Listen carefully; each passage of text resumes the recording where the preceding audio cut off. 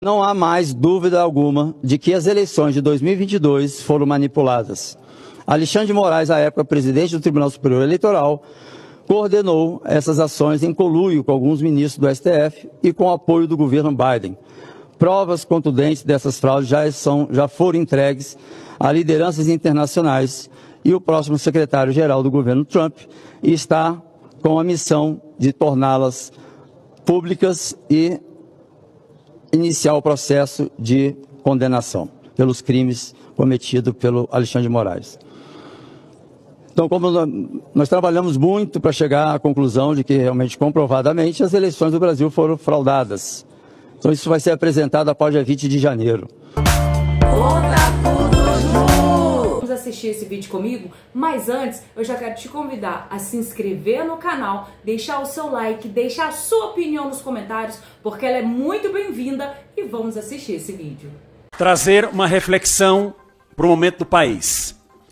Deputado Medeiros, nós temos que observar os sinais. Quem não observa o sinal, se equivoca. Nós tivemos um sinal em março de 2019, quando o ministro Dias Toffoli editou uma portaria, escolheu Alexandre de Moraes como relator, sem distribuição, à revelia do que determina a Constituição sobre prerrogativa de função. Um sinal. Esse sinal não foi observado. A consequência e a censura é o que estamos vivendo hoje, de um aperto geral para a população. Esse foi um sinal. O outro sinal aconteceu dia 8 de março de 2021, quando o ministro Fachin anulou todas as condenações do então presidiário Lula. Esse foi um sinal. E nós estamos agora com um novo sinal, dado esta semana. Esse relatório da Polícia Federal Criativa, que é um departamento novo da Polícia Federal, é o departamento de criatividade com base na doutrina do gabinete do ministro. Isso é um sinal. Se o que está colocado naquele relatório for apresentada como denúncia, preparem as penas, preparem as malas, preparem a família. Todos serão presos e condenados e presos, sem exceção. Observe os sinais. O que aconteceu com a portaria de Dias Toffoli, com a decisão do ministro Fachin, e observe esse relatório. Esse relatório está escrito num capítulo de 37, um livro de uma história que seria real, mas é de ficção, em 37 capítulos, 37 pessoas ali. Se nós pegarmos uma história dita como real, algumas mentiras na sua narração, nós podemos dizer que aquela história não é real, mas é uma história de ficção. E nessa história tem um capítulo absolutamente mentiroso, que é o capítulo que diz respeito a Felipe Martins. E nós vamos provar, já temos as provas, da fraude que aconteceu nos Estados Unidos, e nós vamos chegar nos partícipes, os culpados dessa fraude. Lá atrás, tiraram um condenado da cadeia, o sistema tirou. Se me perguntarem quem é o sistema, depois eu falo, mas o sistema tirou um condenado da cadeia, lhe preparou para ser candidato, anulou todos os seus processos por questões minimamente técnicas, não foi inocentado. Então quem votou nesse descondenado sabe que votou num criminoso que foi descondenado, que não foi inocentado. Isso eu falo porque é uma realidade, não tenho medo de falar a verdade. Então prepararam um candidato, eu me lembro, eu já falei isso por mais de uma vez, faltando 5, 6, 10 dias para as eleições, para o segundo turno, a Renata Lopredo, do Jornal da Globo, falou em alto e bom tom que se Bolsonaro fosse reeleito, ele iria partir para cima do STF. Essa foi a senha, porque ninguém vai deixar um inimigo galgar o poder para se destruir. Então essa foi a senha para o sistema. Eu não vou falar em fraude eleitoral, porque como disseram os demais participantes aqui, nós não temos, eu não tenho expertise, não sou técnico em eletrônica, mas também não faço defesa nenhuma de urna aqui para dizer que não teve fraude não, porque também não, se eu não tenho expertise para saber, para falar que teve, eu também não tenho para falar que não teve. Mas a verdade é que foram totalmente coniventes com tudo que poderia beneficiar a esquerda. Não tenho dúvida nenhuma disso. De todas as maneiras. A direita entrava com uma representação, uma reclamação, era multada. Além de ser esculhambada, como se fosse um crime você tentar, mesmo que você não tivesse razão, é um direito de você tentar e lá na frente eles explicarem, não é assim e tal, e explicarem como que foi. Então, foram parciais. Ministro Alexandre de Moraes é o xerife do Brasil, e as pessoas que estão ao seu redor, todos são subservientes a ele, abaixam a cabeça porque ele faz.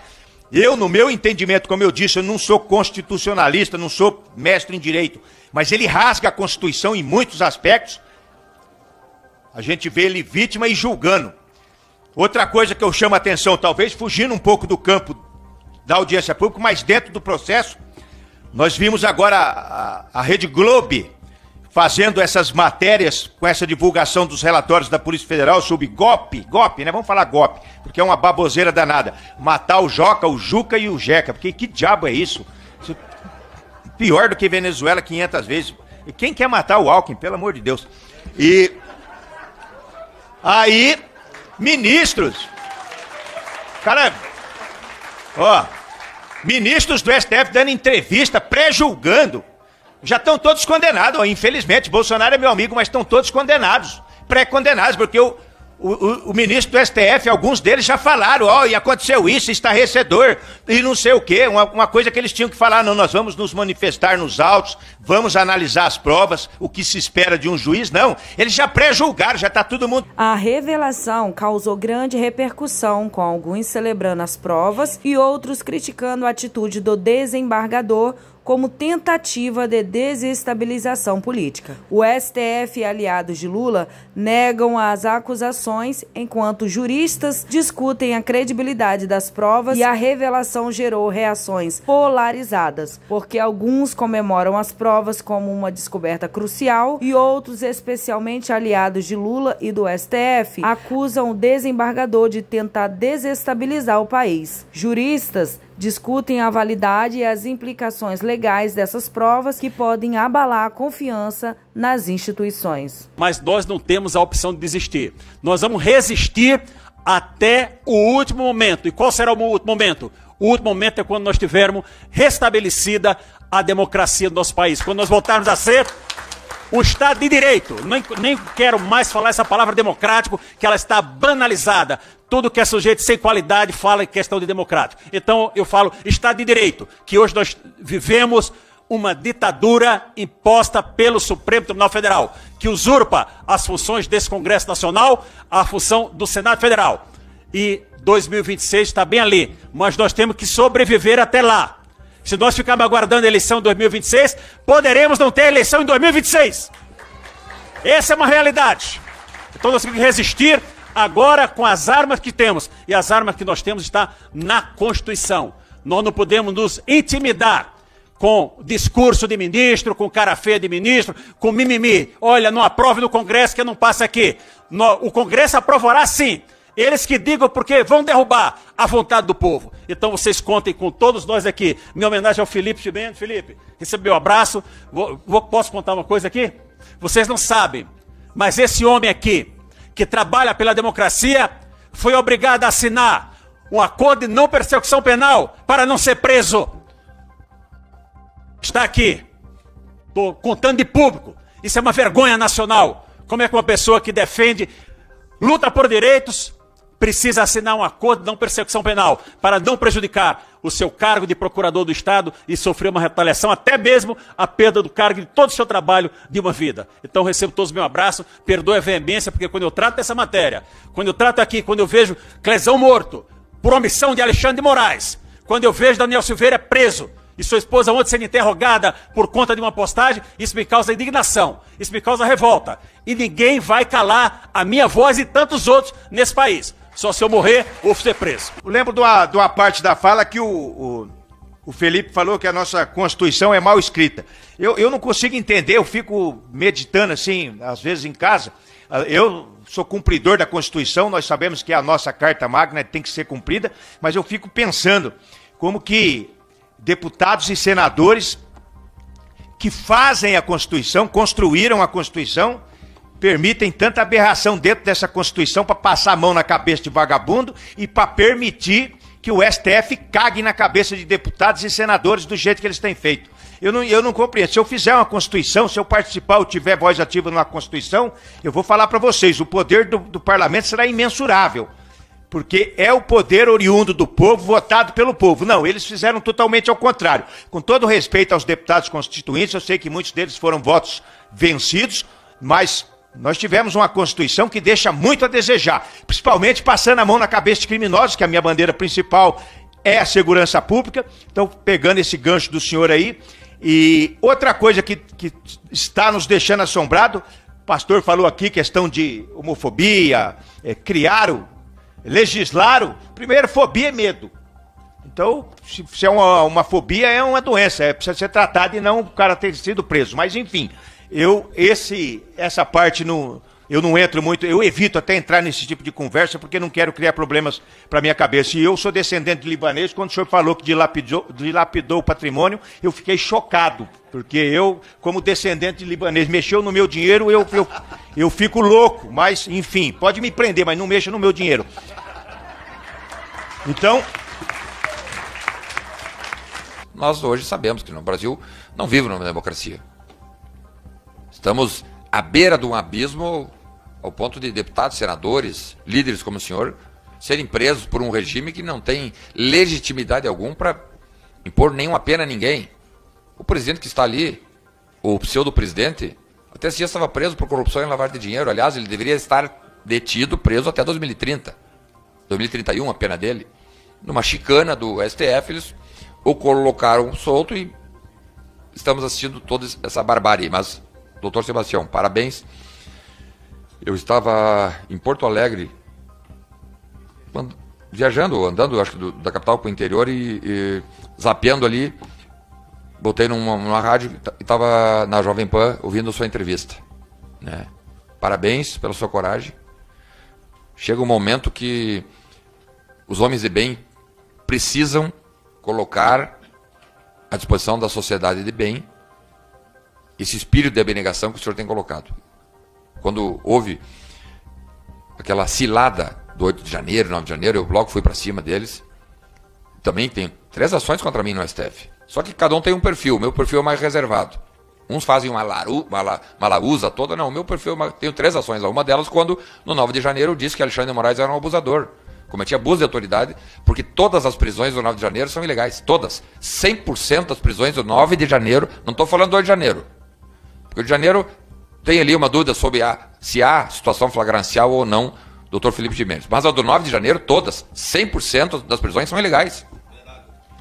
Então, falando aqui na Câmara dos Deputados sobre isso, sobre a ilegalidade, e logo ali no calor dos fatos, 8, 9, eu falei disso dia 12, dia 13 de janeiro, quando ninguém falava, porque todo mundo tinha medo. De não. A ilegalidade está colocada e nós não podemos nos calar. E o senhor logo apareceu como um técnico do direito, um desembargador, um homem que conhece o direito. E não é agente político, não é deputado, não é senador, quem sabe até convocado por nós vai ser, convocado, porque sei que o senhor tem uma atividade muito maior do que a atividade de um deputado e um senador. Hoje o senhor é um cidadão que responde pelo Brasil inteiro. Mas, nesses momentos, nós precisamos contar com a disposição de homens de coragem como é o senhor. Parabéns, conte comigo aqui. E quando o senhor fala, né, o senhor traz consigo uma vida inteira atuando no mundo jurídico. E os absurdos são constantes e intermináveis.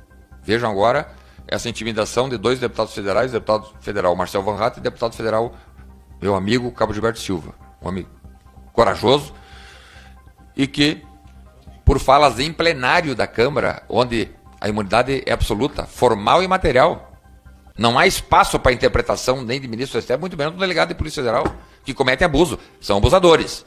Cometem crime previsto na lei de abuso de autoridade, aprovada por nós na legislatura anterior, em 2020, José Medeiros. Nós aprovamos essa lei, com alguns reparos, e ali tem muito claro os crimes cometidos. Essa turma vai ter que pagar por isso. Os delegados de Polícia Federal que cumpriram aquelas ordens ilegais de fazerem a lavratura dos autos de prisão em flagrante do dia 9 de janeiro, todos eles vão ter que pagar por isso. Porque ordem manifestamente ilegal não se cumpre. Como é que tu vai dizer, não, estou fazendo um auto de prisão em flagrante porque o ministro mandou? Não, então vem ele e faz aqui o auto de prisão em flagrante. Ele pode, quem pode mais pode menos. Então vem ele e faz o auto de prisão em flagrante. Fizeram centenas de autos de prisões em flagrante, abusivos, gente que nem em Brasília estava, foram presos, detidos, até hoje estão presos. Então, esses abusos precisam serem enfrentados. O parlamento brasileiro tem culpa nisso, Câmara dos Deputados tem culpa nisso, o Senado tem culpa nesse estado de coisas, porque se acovardaram, com medo, com o rabo preso, assim, enfim, o fato é que ministros do STF, usurpando de suas funções, colocaram o Brasil hoje numa condição de pária mundial, junto com Rússia, com China, com Venezuela, com Cuba, com Coreia do Norte e Nicarágua. É consenso nacional de que o senhor Alexandre de Moraes já praticou muitos crimes. Usurpação de função pública. Ele exerce, para conseguir uma água, eu agradeço, ele exerce a função de promotor de justiça, de procurador da República, de juiz de direito, então de delegado de polícia, senhor delegado da Polícia Federal, isso é usurpação de função pública. E o Ministério Público, nem se fale do artigo 129 da Constituição, e eu fico abismado que essas pessoas que têm a sua prerrogativa constitucional vilipendiada não representem o Procurador-Geral para dizer, olha, está usurpando a minha competência, porque o artigo 102 diz qual é a competência do Supremo Tribunal Federal. E, evidentemente, que o que ele está fazendo não está dentro da competência. Não está dentro. Infelizmente, o Supremo tem referendado. Pois bem, eu quero trazer, senhores juristas, para a discussão um dado que eu não vi ainda ser tratado, mas eu resolvi tratar, porque eu fui a uma manifestação e quero dizer que não conheço ninguém de lá. Voltava de viagem, passei pelo local, vou dar uma olhada, e no domingo resolvi falar. Na hora que cantou o hino nacional, e todos com a mão na boca depois, 3 minutos de silêncio, eu pedi a palavra e falei naquele momento, e defendi a prisão de Alexandre de Moraes. Eu não tenho... E esse foi o vídeo de hoje, gente, do Conta Tudo Ju Notícias. Então, muito obrigado por você ter assistido até aqui. Acompanhe o nosso canal de perto. Se inscreva no canal, deixe a sua curtida, o seu comentário e visite o perfil para que você fique por dentro de todo o assunto da política do nosso Brasil.